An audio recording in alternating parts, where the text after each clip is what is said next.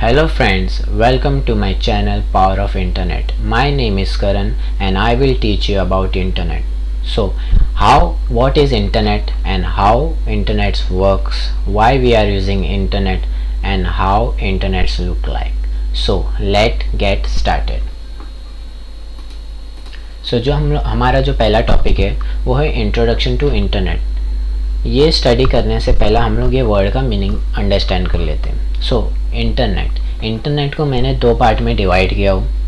Inter का meaning होता है इंटरकनेक्टेड और नेट का मीनिंग होता है इंटरनेट. अब समझ लेते हैं इंटरकनेक्टेड का मीनिंग क्या है. इसके लिए हम लोग एक एग्जांपल ले लेते हैं. फॉर एग्जांपल एक ऑफिस है. एक ऑफिस में बहुत सारे सिस्टम है. वो सिस्टम इंटरकनेक्टेड है. इंटरकनेक्टेड इन द सेंस वो कम्युनिकेट कर पा रहे आपस में. जैसे कि उन लोग डेटा शेयर कर रहे, फाइल शेयर कर रहे या फिर कम्युनिकेट कर रहे. ठीक है, चैट मैसेजेस कर पा रहे. ठीक है, वीडियो शेयर कर पा रहे. वो इंटरकनेक्टेड है एक नेटवर्क से. ठीक है, वो नेटवर्क क्या है? वो एक नेटवर्क डिवाइसेस है. वो एक नेटवर्क डिवाइस है जिससे कि वो कम्युनिकेट कर पा रहे. ठीक है, वो नेटवर्क डिवाइस के वजह से उन लोग कम्युनिकेट कर पा रहे.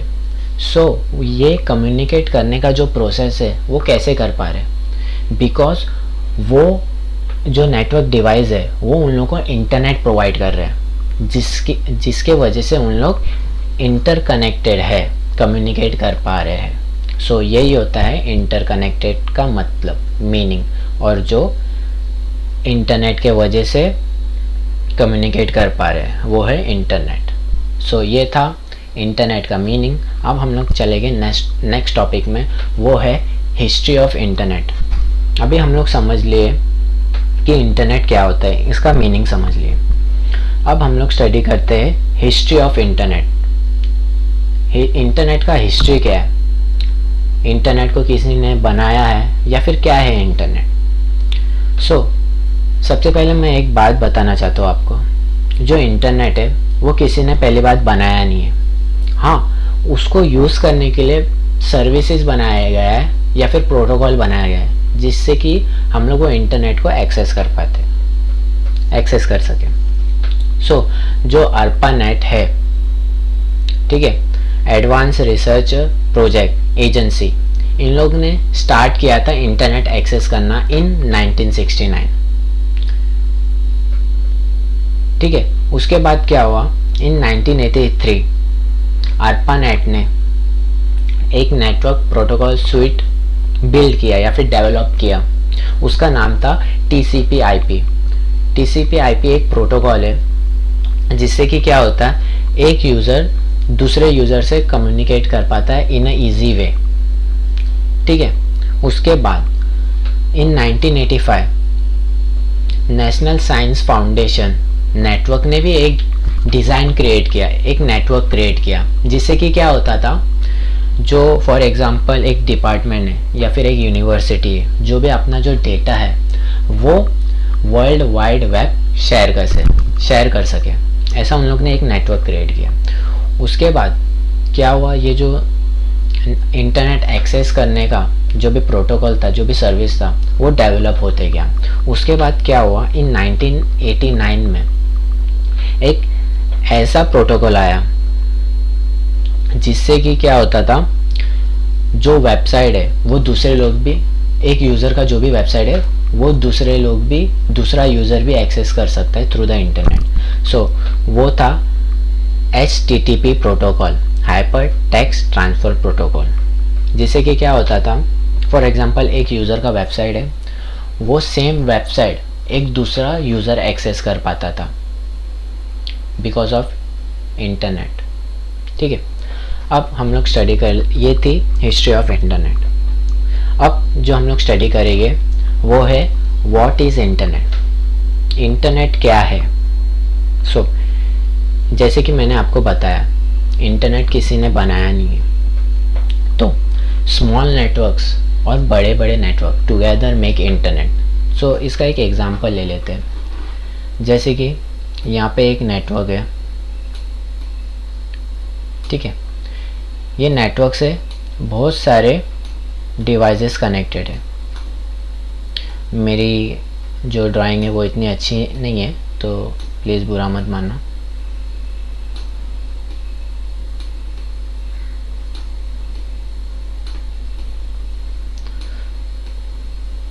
ये एक नेटवर्क से बहुत सारे सिस्टम कनेक्टेड है।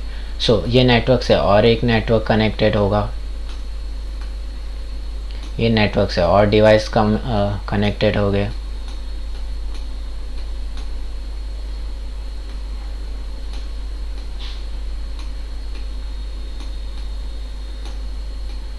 ठीक है, और ये नेटवर्क से और एक नेटवर्क कनेक्टेड होगा।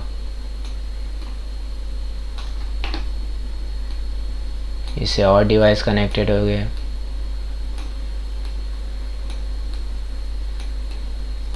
ऐसे ही करके एक नेटवर्क क्रिएट होता है।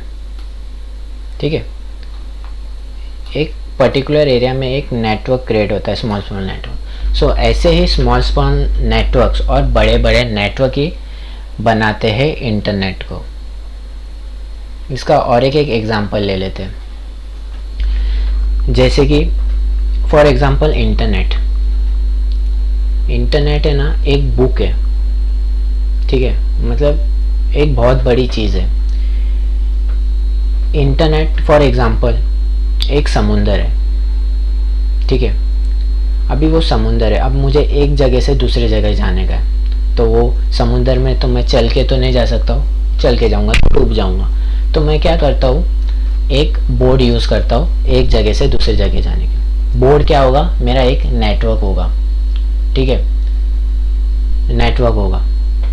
वो नेटवर्क से मैं कम्युनिकेट कर पा रहा हूँ एक जगह से दूसरे जगह जाने को।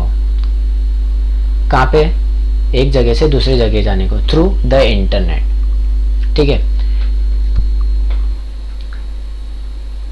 अब जो है ये था इंटरनेट का मीनिंग। ठीक है, अब हम लोग चले गए दूसरे टॉपिक में, हाउ इंटरनेट वर्क्स। ठीक है, इंटरनेट अभी वर्क कैसे करता है। अभी हम लोग ने देख लिया इंटरनेट क्या है। अभी इंटरनेट वर्क कैसे करता है हम लोग देखेंगे। मैंने यहाँ पे एक इमेज ले लिया हूँ, इमेज का एग्जांपल थ्रू हम लोग अंडरस्टैंड करेंगे इंटरनेट काम कैसे करता है। यहाँ पे एक यूज़र है, यूज़र का हम लोग कुछ भी नाम ले लेते हैं, जैसे कि मैंने नाम ले लिया हर्ष। ठीक है, हर्ष के पास एक सिस्टम है, सिस्टम में एक वो वेब ब्राउज़र ओपन करता है। हर्ष को एक वेबसाइट में जाना है, एक वेबसाइट सर्च करनी है, जैसे कि cricket.com सर्च करनी है। वो क्या करता है, वेब ब्राउज़र में cricket.com एंटर करता है। एंटर करने के बाद वो सर्वर पे जाता है। अब सर्वर क्या है, सर्वर एक सिस्टम है जो डेटा स्टोर करती है। उससे पहला जो रिक्वेस्ट है वो जाएगा DNS में। अब DNS क्या है, DNS का फुल फॉर्म है डोमेन नेम सर्विस। ठीक है, एक एग्जांपल ले लेते हैं। डोमेन नेम सर्विस का क्या काम होता है, कन्वर्टर का काम होता है। जो प्लेन टेक्स्ट है वो कन्वर्ट करता है न्यूमेरिक वैल्यू में और वाइस वर्सा। ठीक है, इसका और एक एग्जांपल ले लेते हैं। डोमेन नेम सर्विस का एक और एक एग्जांपल ले लेते हैं, मोबाइल नंबर्स। अब आप मोबाइल नंबर्स जो है वो याद नहीं कर सकते हो, तो इसलिए उसको क्या करते हो, आप नेम के वैल्यू में स्टोर करते हो, जिससे कि आपको ईजी हो नंबर निकालने में। तो वैसा ही है, जो सिस्टम है, जो कंप्यूटर है, वो न्यूमेरिक वैल्यू अंडरस्टैंड करते हैं। ठीक है, उनको प्लेन टेक्स्ट अंडरस्टैंड नहीं है, तो इसी वजह से DNS काम आता है। जो आप टाइप कर रहे हो www.google.com जो भी cricket.com, उसको कन्वर्ट करेगा न्यूमेरिक वैल्यू में, मतलब IP एड्रेस में, नंबर के वैल्यू में कन्वर्ट करेगा।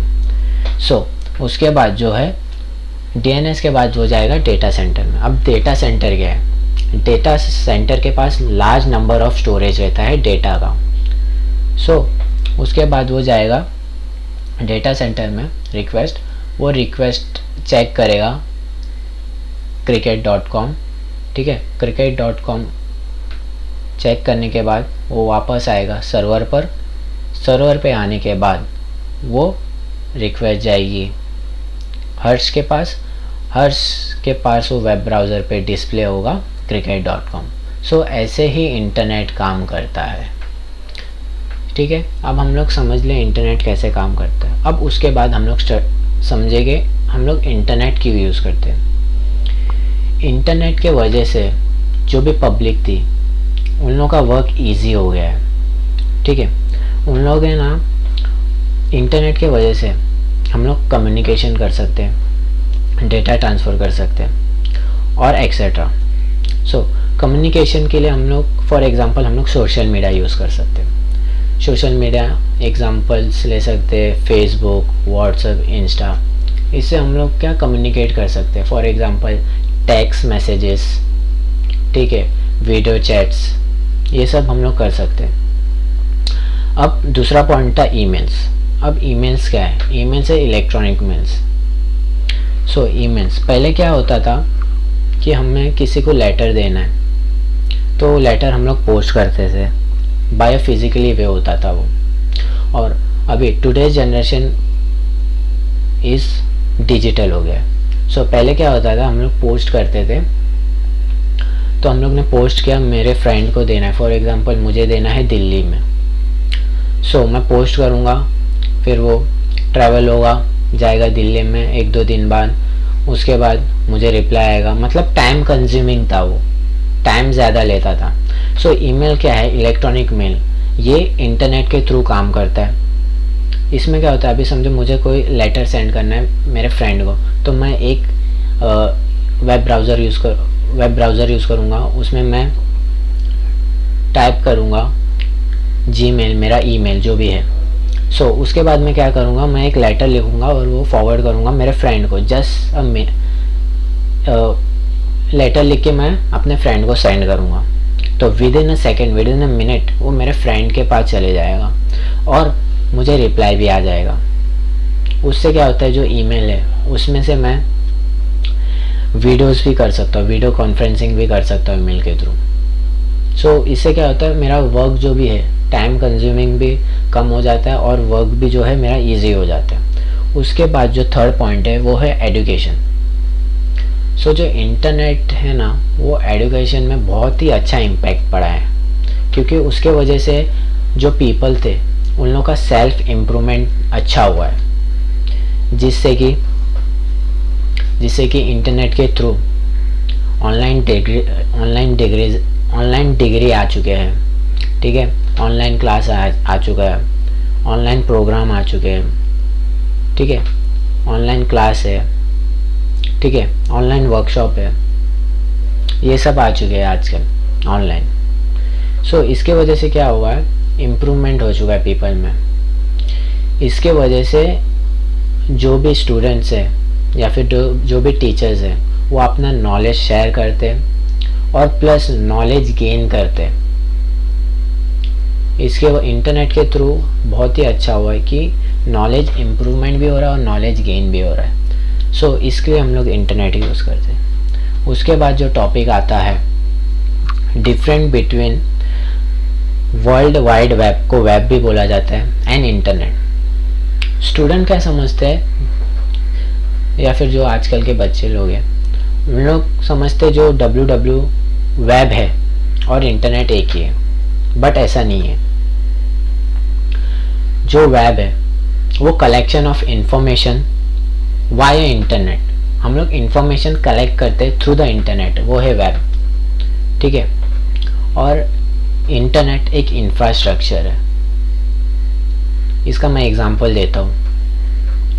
सो इंटरनेट फॉर एग्जांपल एक बुक है, और जो वेब है वो टॉपिक्स है। और एक एग्जांपल ले लेते हैं। Internet is a infrastructure and the web is a service on top. ठीक है, इंटरनेट फॉर एग्जांपल एक बिल्डिंग है। ठीक है, बिल्डिंग में मैं लिफ्ट यूज़ कर रहा हूँ, मतलब सर्विस यूज़ कर रहा हूँ। ठीक है, मैं सर्विसेज यूज़ कर रहा हूँ, मुझे एक एक फ्लोर में जाने के लिए,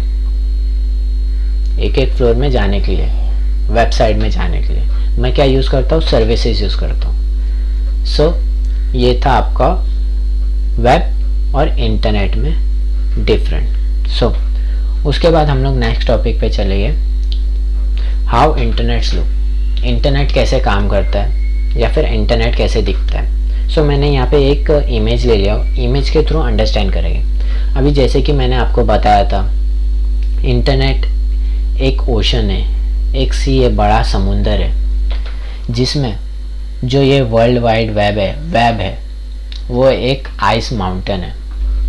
ठीक है, ऐसा हम लोग अज्यूम करते हैं। ठीक है, एक सिनेरियो ले लेते हैं। सो जो वेब है वो 3 लेयर में डिवाइड हुआ है। ठीक है, पहला है सरफेस वेब, दूसरा है डीप वेब, तीसरा है डार्क वेब। सो सरफेस वेब पहला लेयर है, डीप वेब दूसरा, डार्क वेब तीसरा। अब जो सरफेस वेब है वो कॉमन यूज़ के लिए आता है, कॉमन पब्लिक यूज़ करते हैं। जैसे कि फॉर एग्जांपल सर्च इंजन हो गया, जो भी आप सर्च इंजन में टाइप करते हो आपको डिस्प्ले हो जाता है, वो रहता है surface web, common public use करते हैं। जो वेब का 4% है वो कॉमन पब्लिक यूज़ करते हैं, तो बाकी के परसेंट कौन यूज़ करता है, बाकी का वेब कौन यूज़ करता है, तो हम लोग आगे देखते हैं। दूसरा है डीप वेब, ये 96% यूज़ होता है। ठीक है, इसमें क्या होता है, जो भी वेबसाइट है वो हिडन रहती है। ठीक है, और वो सर्च इंजन में इंडेक्स नहीं होगा, आप सर्च नहीं कर पाओगे। ओके, और जो भी आपको वेबसाइट में आप विजिट करोगे उसके लिए आपको परमिशन चाहिए रहेगा, पासवर्ड चाहिए रहेगा। ये होता है डीप वेब में। ओके, उसके बाद आता है डार्क वेब। सो इसको जो माना गया है वेब का, ये 3rd लेयर माना गया है। इसका 1% ही यूज़ होता है, लेकिन ये 1% नहीं है, जितना आप इसके अंदर जाओगे उतना ये बढ़ते जाएगा। जो ब्लैक होल्स रहते हैं ना, ब्लैक होल्स, आप उसके अंदर जाते हो तो आप उसका एंड पता ही नहीं चलता है, ऐसा है ये डार्क वेब। ठीक है, ये डार्क वेब में पहली बात, इसके लिए दूसरा वेब ब्राउज़र यूज़ होता है। ठीक है, वेब ब्राउज़र में क्या होता है, वो ऑनियन राउटिंग फॉलो करते हैं। Onion routing in the sense वो क्या होता है, आपकी आईपी वो हाइड करता है। ठीक है, और जो भी वेब है, जो भी वेबसाइट रहेगा इसमें, वो .onion के एक्सटेंशन से रहता है।